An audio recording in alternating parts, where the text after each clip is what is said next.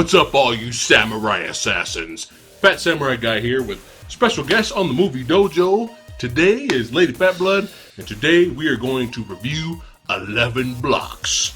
Here's a quick plot synopsis. A group of stuntmen had a weekend to kill and $5 in their pocket and said, hey, let's make a movie. Now we're going to give you the good, we're going to give you the bad, we're going to give you the badass. First up, the good. Now some of the best martial arts films of all time are not big budget movies. Very low budget over in Hong Kong, especially in the 80s and the 70s. Very low budget films, but phenomenal in terms of stunts, fight choreography, action sequences. They're just untouchable. Which is only the case in Spirit here with this film. In Spirit. What we get is low budget. No budget. I'm gonna just say no budget. Screw it. I'm gonna throw it out there. And what we have is a group of primarily stunt performers, not actors, that decided to get together and make this film. I will not dare say in the vein of The Warriors. That's blasphemy. Yeah. But the same premise, one person fighting against a whole bunch of street thugs to, in this case, get back the woman he may or may not be related to, possibly his wife, possibly other, it doesn't matter. And we have a group of people here that clearly love the martial art genre and wanted to put their 2 cents into the plethora of films that exist within that genre. And in that aspect, I respect what they did, you know. They tried. You'll never see it, but back in the day, we've, my family and he and I, we've made our own little goofy, movies that will never see the light of public, and, Thank God. Me, it's for the best. Just because you love doing Now they're going to want to see it now. We're going to get demands in the comments. No, copyright. We'll get copyright strike. So, you know, I understand doing what you love, and yeah. I would never ever say to these people, because you know they're going to be watching this video, I would never say to these people, don't ever make a movie again. I feel like if you tweak a lot of stuff here and there, I think you've got something in the straight to video genre, or you know, keep with your choreography and your stunt work and all that. There was potential in here, and that was it. Very little, yeah. Now for the bad. Everything else in this movie sucks. It sucks. Dear God, where do we start? Oh my God! I get it. A lot of these people are stuntmen. They're not actors. I get it. I understand the passion of trying to do their own project and everything, but it doesn't mean sitting through their acting sequences is a good thing. I mean, we're talking painful acting in this movie, okay? Like, just so bad. And the ADR. Oh, we had some really bad dubbing going on here. Bad. We had instances where we were both going, what? Yeah. Wait, huh? Oh, we just replayed the scene again for artistic sake. Huh? What did you say? We had a lot of cinematic moments, stylistic choices where they were kind of doing like a, oh hey, we just saw this scene, but now we're gonna show you the other side and how it started and why our people were there in the first place. Drove me fucking crazy. Which isn't necessarily a good thing, again, because if you are a stunt performer, if your specialty is fight choreography and behind the scenes work, you might want to stay away from in front of the camera work. Yes. The biggest problem that you could probably pick out of this, aside from its story, which, you know, you don't need a killer story for a martial arts film. But if you're going to throw a gritty street drama full of dramatic tension and dramatic characters and dramatic storytelling, you need to have the acting to back it up. Yes. And it just wasn't the case here with just about everybody. The lead, he wasn't alright. That bad, considering, but everything else was just a little, ooh, no, honey. No, don't do that. And the replaying of the scenes, oh my God. I mean, artistic choice or not, it was just not done well. And, like, for example, you have our hero and his Jar Jar Binks comedy relief character walking into a parking lot. They get intercepted by the first gang. They have their little fight scene, and then they go. Literally, like, what, 8 minutes later? Maybe 5 minutes later? We have the same exact scene, except shot differently, but it's the same scene. Nothing changed. What is the point of replaying? And this is like multiple scenes throughout the movie. They replay it again. They replay it again. Oh, they gotta go to the subway. We're gonna replay it again, going to the subway from another camera angle. It's almost like they didn't film enough footage or something, and they're like, "Oh crap! The other camera angles we have, we're just gonna have to use all the takes. Fuck it, just use all the takes. We got to get to 90 minutes." And it was just, oh my god! And could you explain to me the whole relationship thing with his father? None of that was explained. It was like supposed to be this huge, gigantic subplot of the father putting his son in concrete blocks. You still with us, right? Oh, the character's name was John Concrete. Get it? That was what he called himself. Yeah. So his father, who seemed like he was a military man / martial arts expert, bootleg drunken master guy or something, and he was teaching his son how to fight and how to defend himself while verbally berating him the entire time. So it was kind of like, well, what's going on with his dad? All he said throughout the movie was, "My dad was a dick. My dad was an asshole. Fuck you, Dad." And it was just kind of like, well, why? Besides him torturing you, I guess? But it just wasn't explained. Like, at least come up with the bootleg excuse that times are tough. Okay? Obviously, the poor population in this movie has risen. Okay? The whole world's in this financial decay. Okay? So that's why we got all these gangs everywhere. Corrupt police. Yeah, one of the gangs, what was the name? The Skullfuckers. I don't know, maybe that could have been part of the good. Something entertaining at least, I guess. Yeah, but it didn't last. No, it didn't last. Well, anyway, at least come up with the bootleg excuse of, okay, son, times are tough, I'm going to be hard on you, I'm going to be a dick, and I'm going to torture you, make you a badass martial artist. You know, something so that you can defend yourself. But nothing was explained. Why did he put his son in concrete blocks and make him punch his way out of it with his bare knuckles? Why? I have the feeling that there was some attempt at development with the father character. It's just the way that the acting was thrown out and dialogue was spewed. Father's acting was garbage. You really didn't catch a lot of it because it was difficult to understand, and then you're kind of tuning out because it's like so painful, like acting wise and just setup wise. It's like, oh, I'm not even listening now. One of the worst main villains ever. One of the worst, pointless. We knew nothing about this guy. Nothing. It is quite possible that the main baddie that instigated the conflict in this film died while fucking a prostitute and getting strangled while finishing the job. Not by our hero, by the way. Some random chick comes up behind the guy and strangles him. And at first we thought, oh, he's just into some kinkiness. Okay. Was never seen again in the movie, and the secondary bad guy took over for our finale. Yeah. And that was that. Yeah. So we don't know if he really died because for a second, he does? For a second after he gets strangled, you kind of see him breathing a little bit. Which could just be bad acting. Yeah, but you don't see him again.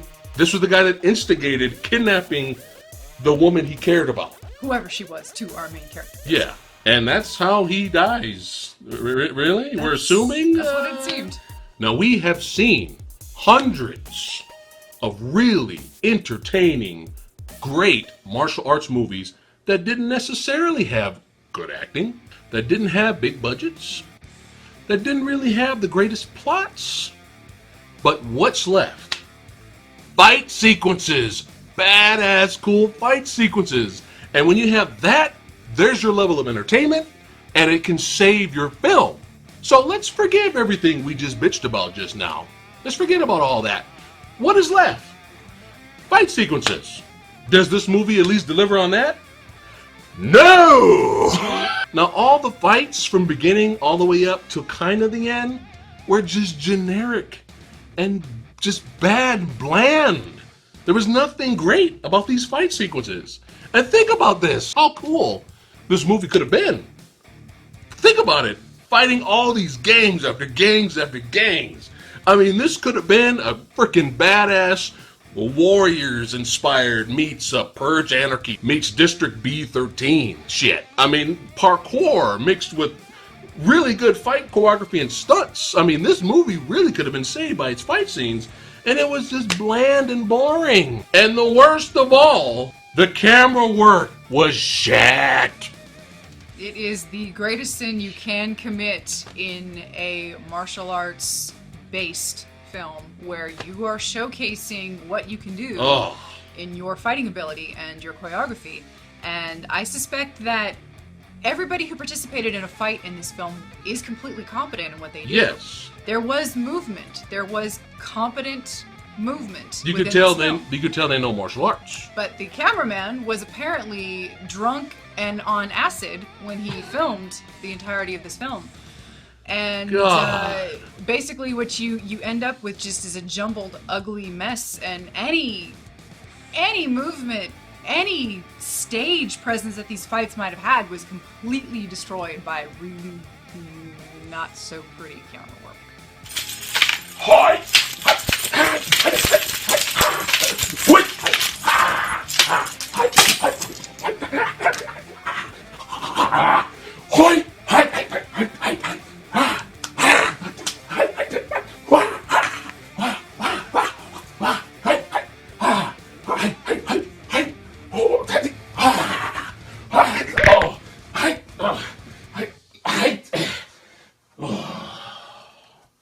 And then all of a sudden, there was a glimmer of hope. There was a glimmer of hope when our hero meets the Skullfuckers. Okay?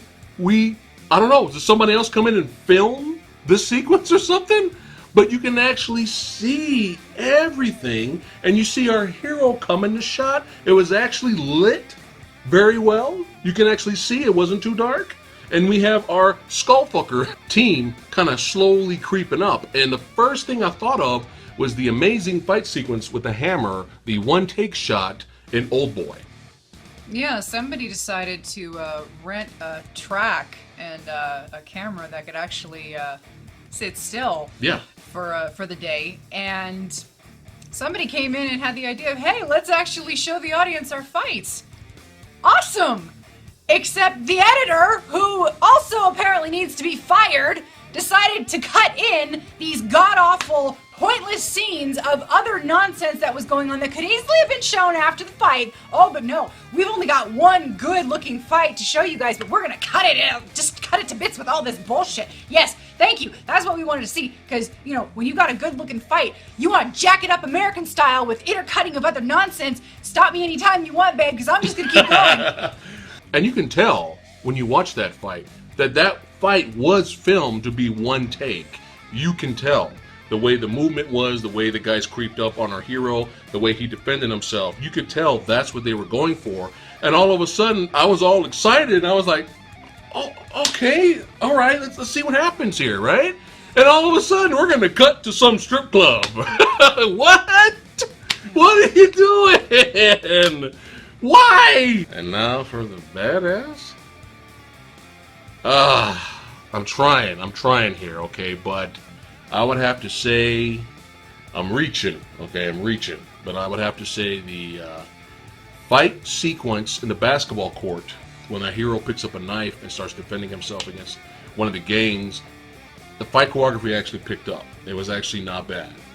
And the one-on-one in finale fight with our hero versus the British hitman, bootleg Agent 47, that actually wasn't that bad. Okay, you can tell with their fight choreography, it was a very lengthy fight, surprisingly, but you can tell in their fight choreography that there was effort put into that fight. Unfortunately, again, camera work, man. Both of those fights still were not filmed that great.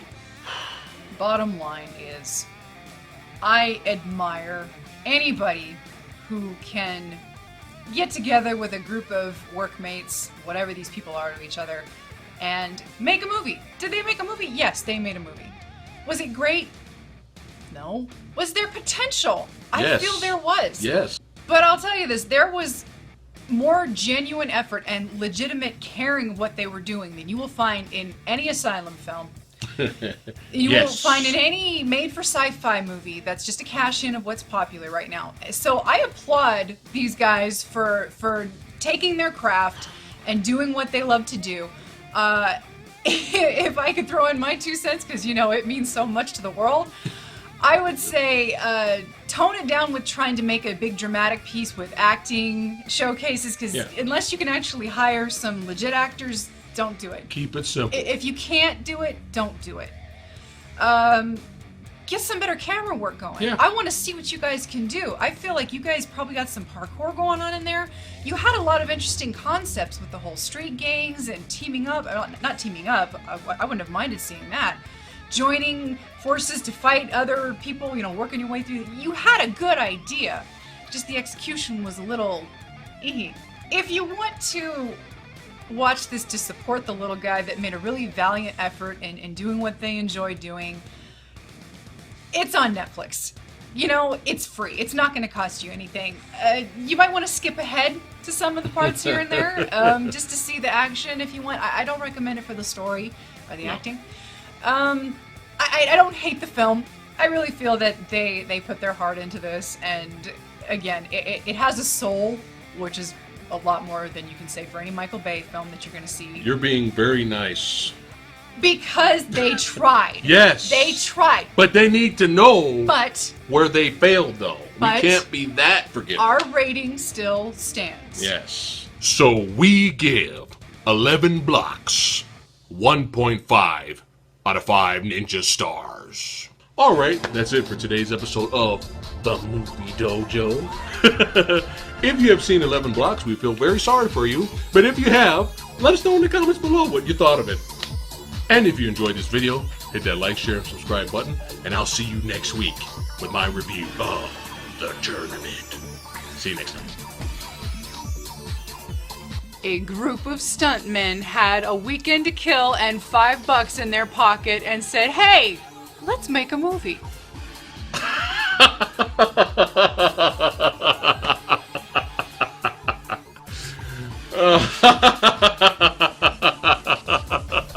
Now, some of the best martial arts films in the history of the cinema genre are made under low-budget productions.